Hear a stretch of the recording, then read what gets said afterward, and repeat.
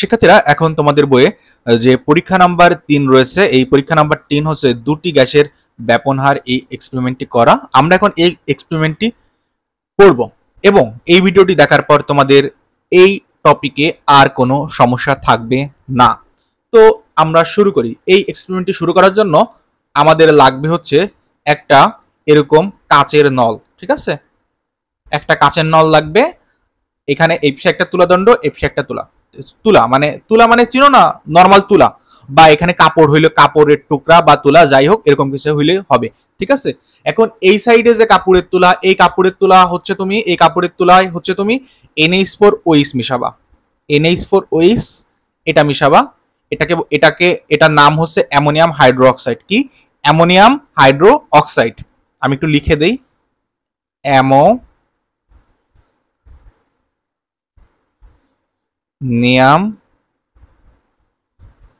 দেখো এই অ্যামোনিয়াম কিন্তু একসাথে, আমার এখানে জায়গা ছিল না বলে আলাদা লিখছি, হাইড্রো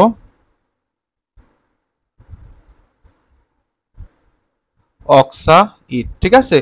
NH4OH কে কি বলে? Ammonium hydroxide. অর্থাৎ এই পাশে যে তুলা থাকবে সেই তুলাকে NH4OH এ ভিজাবা বা চুবাবা, ঠিক আছে? বা এই কাপড়ে বা তুলায় এই NH4OH মাখাবা, মাখায় এইটাকে এই মুখে আটকাই দিবা। এই যে এই কাচদণ্ড বা এই যে কাচের এই পাইপের মতো, এটার এই মুখ হচ্ছে এই তুলা দিয়ে এখানে আটকাবা। আর এই মুখে হচ্ছে তুমি HCl এটাই মেশাবা, মিশায় এই এই এই তুলা দিয়ে, এই HCl মেশানো তুলা দিয়ে এই মুখটাকে আটকাই দিবা। দেখছো এই যে দুই মুখকে আটকাই দেওয়া হয়েছে। আটকাই দিয়ে তুমি কিছু করবা না, তুমি দেখবা যে কি ঘটে দেখবা যে কিছুক্ষণ পর এই বরাবর, এইখানে কোথাও বরাবর সাদা ধোঁয়া সৃষ্টি হয়েছে। এইখানে এই যে দেখছো, এখানে দাগ দিয়ে বোঝানো হয়েছে, এখানে সাদা ধোঁয়া সৃষ্টি হয়েছে এইখানটা বরাবর।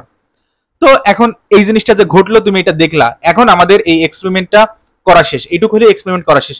এখন এটা কেন ঘটলো সেই জিনিসটাই হচ্ছে তোমাদেরকে আমি বলবো। দেখো এটা কিন্তু খুবই সহজ। আমি কি বলছি যে এই পাশের মুখ হচ্ছে এই HCl বা হাইড্রোক্লোরিক অ্যাসিড। আমি একটু নামটা লিখে দিই, হাইড্রোক্লোরিক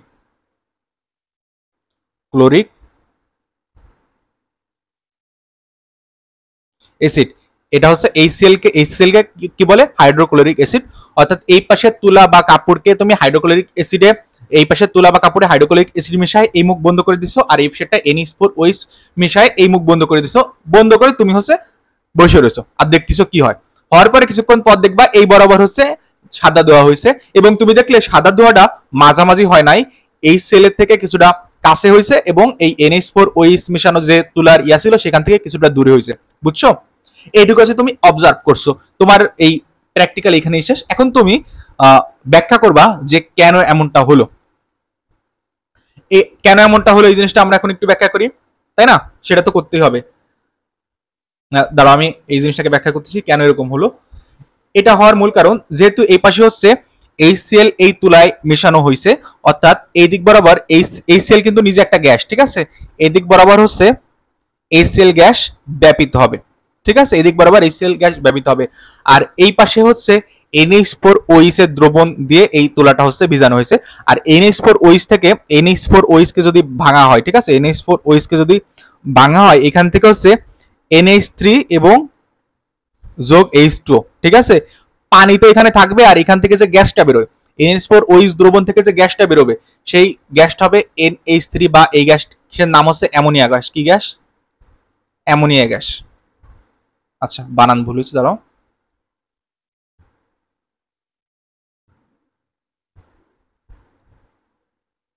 এই NH4OH কিভাবে ভাঙে? NH3 প্লাস H2O এইভাবে ভাঙে, এবং এখানে যে গ্যাসটি উৎপন্ন হয় এই NH4OH থেকে, সেই গ্যাসটির নাম হচ্ছে NH3 বা অ্যামোনিয়া গ্যাস। সেই গ্যাসটিও এই দিক যাওয়া শুরু করবে। এখন আমাদের এখানে দুইটা গ্যাস যাচ্ছে, NH3 এইদিকে যাচ্ছে, HCl এইদিকে যাচ্ছে। এখন এই দুটার মধ্যে কার ব্যাপন হার বেশি বা কার গতি বেশি? বলো তো কার গতি বেশি? যার আণবিক ভর কম তার গতি বেশি। তো NH3 এর আণবিক ভর কত? NH3 এর আণবিক ভর দেখো আমি বের করি।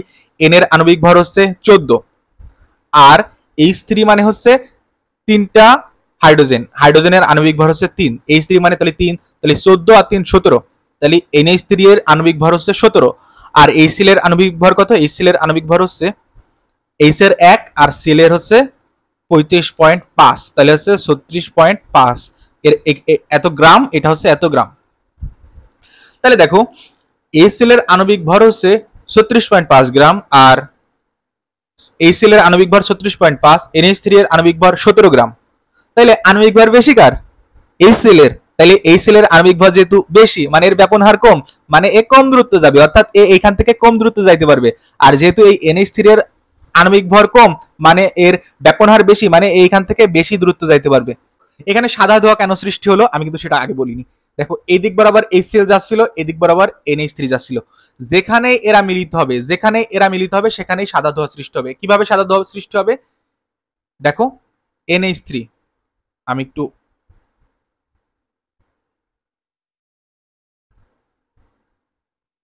দেখো NH3 যোগ HCl এরা যদি একসাথে মিলিত হয়, এরা দুইজন বিক্রিয়া করে দেখো NH4Cl গঠিত করবে, ঠিক আছে।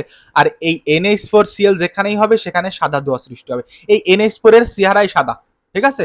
এই NH4Cl এর চেহারাই সাদা ধোঁয়ার মতো, অর্থাৎ NH3 এবং HCl যেখানে মিলিত হবে সেখানেই সাদা ধোঁয়া সৃষ্টি হবে। এইখানে যে সাদা ধোঁয়া সৃষ্টি হয়েছে, এই সাদা ধোঁয়া সৃষ্টি হওয়া দেখে তুমি বুঝতে পারছো যে এখানে HCl এবং NH3 মিলিত হয়েছে। ওকে, একটু ক্লিয়ার? হ্যাঁ, একটু ক্লিয়ার হইলেই হচ্ছে সবকিছু শেষ, ঠিক আছে। তো তোমরা তো বুঝে গেছো। এখন আমরা একটু পড়ি যে এখানে কি লেখা আছে। তোমাদের আমি বুঝাই দিছি না, এখন হচ্ছে তোমাদের আমি পড়ে আসলে একটু বুঝাই। দেখো এই পরীক্ষার জন্য 2 মুখ খোলা একটি লম্বা কাঁচনল এবং 2 খণ্ড তুলা নাও, বুঝছো? একটা লম্বা কাঁচনল এবং দুই পাশে দুটা তুলা নিবা। 1 খণ্ড তুলাকে ঘন হাইড্রোক্লোরিক অ্যাসিড দ্রবণে ভিজাও। এই পাশের তুলাকে হচ্ছে ঘন HCl দিয়ে ভিজাবা, ঠিক আছে। এবং অপর খণ্ড তুলাকে অ্যামোনিয়াম হাইড্রোক্সাইড দ্রবণে ভিজাও। এই তুলাকে NH4OH এই দ্রবণে ভিজাবা। ভিজানোর পর এবার ওই লম্বা কাঁচনলটির এক মুখ হাইড্রোক্লোরিক অ্যাসিড দ্রবণে সিক্ত তুলা, অর্থাৎ এক মুখ এই তুলা দিয়ে বন্ধ করে দিবা এবং এক মুখ এই তুলা দিয়ে বন্ধ করে দিবা, ঠিক আছে। এটাই বলা হয়েছে। এরপর দেখো এবার এখানে হাইড্রোক্লোরিক অ্যাসিড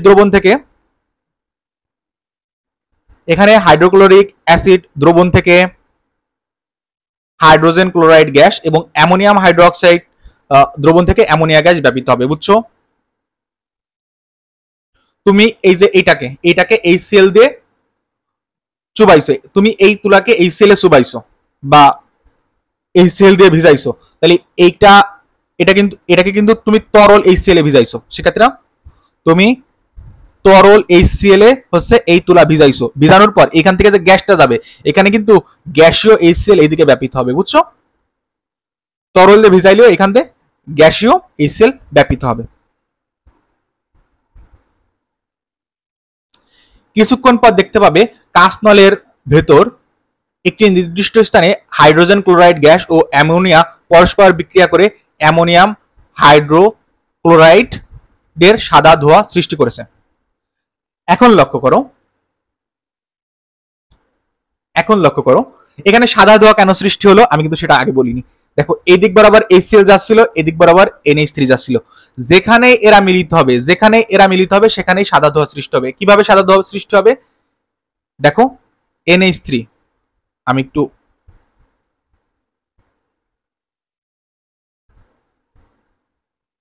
দেখো NH3 যোগ HCl এরা যদি একসাথে মিলিত হয়, এরা দুইজন বিক্রিয়া করে দেখো NH4Cl গঠিত করবে, ঠিক আছে।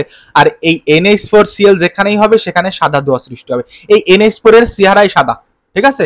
এই NH4Cl এর চেহারাই সাদা ধোঁয়ার মতো, অর্থাৎ NH3 এবং HCl যেখানে মিলিত হবে সেখানেই সাদা ধোঁয়া সৃষ্টি হবে। এইখানে যে সাদা ধোঁয়া সৃষ্টি হয়েছে, এই সাদা ধোঁয়া সৃষ্টি হওয়া দেখে তুমি বুঝতে পারছো যে এখানে HCl এবং NH3 মিলিত হয়েছে। ওকে, ক্লিয়ার? ক্লিয়ার।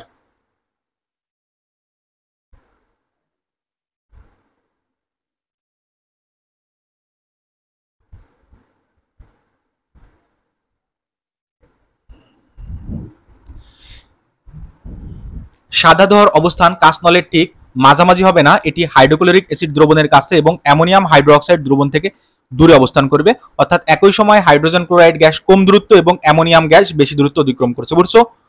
যে এখানে এই যে সাদা ধোঁয়া এই সাদা ধোঁয়ার অবস্থান HCl থেকে কিছুটা কাছে, এই HCl থেকে কিছুটা কাছে এবং NH3 থেকে কিছুটা দূরে। সরি, এই সাদা ধোঁয়ার অবস্থান, এই সাদা ধোঁয়ার অবস্থান এই হাইড্রোক্লোরিক অ্যাসিড দ্রবণ থেকে কাছে এবং অ্যামোনিয়াম হাইড্রোক্সাইড দ্রবণ থেকে দূরে। কেন? কারণ এই NH3 গ্যাসের ব্যাপন হার HCl গ্যাসের ব্যাপন হার থেকে বেশি, এই জন্য NH3 বেশি দূরে গেছে, HCl কম দূরে, এই জন্য NH3 বেশি দূরে গেছে, HCl কম দূরে গেছে। ঠিক আছে, এই পরীক্ষা থেকে বোঝা যায় যে ammonia gas hydrogen chloride gas থেকে দ্রুত ছড়িয়ে পড়ে বা বেশি দূর অতিক্রম করে, অর্থাৎ অ্যামোনিয়া গ্যাসের ব্যাপন হার হাইড্রোজেন ক্লোরাইড গ্যাসের ব্যাপন হারের চেয়ে বেশি। ঠিক আছে, এর কারণ মূলত এদের আণবিক ভর, যার আণবিক ভর কম তার ব্যাপন হার, বলে তো কি, যার আণবিক ভর কম তার ব্যাপন হার বেশি। যে গ্যাসের আণবিক ভর যত কম তার ব্যাপন হার তত বেশি। এমসিকিউ এখান থেকে আসবে। এখানে অ্যামোনিয়াম গ্যাসের আণবিক ভর 17 এবং হাইড্রোজেন ক্লোরাইড গ্যাসের আণবিক ভর 36.5। ঠিক আছে, তাহলে অ্যামোনিয়াম গ্যাসের আণবিক ভর কম, এই জন্য এর ব্যাপন হার বেশি, এবং হাইড্রোজেন ক্লোরাইডের আণবিক ভর বেশি, এই জন্য এর ব্যাপন হার কম। তাই NH3 গ্যাস HCl গ্যাসের চেয়ে দ্রুত ব্যাপিত হয়েছে, অর্থাৎ বেশি দ্রুত অতিক্রম করেছে। সেক্ষেত্রে এখান থেকে কিন্তু সৃজনশীল প্রশ্ন আসে। এরপর দেখো এখানে লেখা আছে H2, HCN2, O2 এবং CO2 গ্যাসগুলোর আণবিক ভর যথাক্রমে, এদের আণবিক ভর লেখা আছে। আণবিক ভর কিভাবে বের করতে হয় তোমরা জানো কিনা আমি জানি না। H এর আণবিক ভর হচ্ছে 1, আর যেহেতু এখানে দুইটা H আছে তাহলে এর আণবিক ভর হচ্ছে 2 গ্রাম। ঠিক আছে, এই H এর আণবিক ভর হচ্ছে 4। ঠিক আছে, N2 এর আণবিক ভর হচ্ছে 28,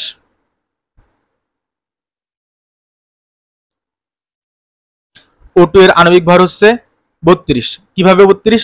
দেখো N2 এর আণবিক ভর 28 কিভাবে, একটা N এর আণবিক ভর হচ্ছে 14, যেহেতু এখানে দুইটা আছে সেহেতু এই দুইটা মিলে হচ্ছে 28। O এর আণবিক ভর হচ্ছে 16, যেহেতু এখানে দুইটা আছে সেহেতু হচ্ছে 32। নরমালি হচ্ছে আণবিক ভর হয়ে থাকে যার পারমাণবিক ভরের দ্বিগুণ, নরমালি, এটা কিন্তু সবসময় না। ঠিক আছে, যেমন অক্সিজেনের পারমাণবিক ভর 8, তাহলে এর আণবিক ভর হচ্ছে 16। নাইট্রোজেনের পারমাণবিক ভর 7, তাই এর আণবিক ভর হবে হচ্ছে 14। নরমালি দ্বিগুণ হয় কিন্তু সবসময় না। যেমন ক্লোরিনের পারমাণবিক ভর, ক্লোরিনের পারমাণবিক সংখ্যা হচ্ছে 17, এর কিন্তু এর আণবিক ভর কিন্তু 35.5। ঠিক আছে, এটা কিন্তু সবসময় এরকম মিলে না, অর্থাৎ তোমাদের এগুলো মুখস্থ করতে হবে। এই গ্যাসগুলোর মধ্যে H2 এর আণবিক ভর সব থেকে কম। দেখো H2 এর আণবিক ভর সব থেকে কম, মানে এর ব্যাপন হার সব থেকে বেশি। আর CO2 এর আণবিক ভর সব থেকে বেশি, এই 44, তাই এর CO2 এর আণবিক ভর সব থেকে বেশি, তাই এর ব্যাপন হার সব থেকে কম। মুদ্রা কথা এটাই, আণবিক ভর বেশি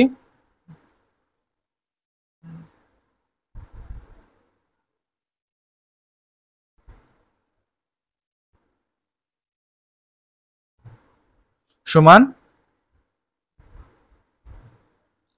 ব্যাপন হার কম।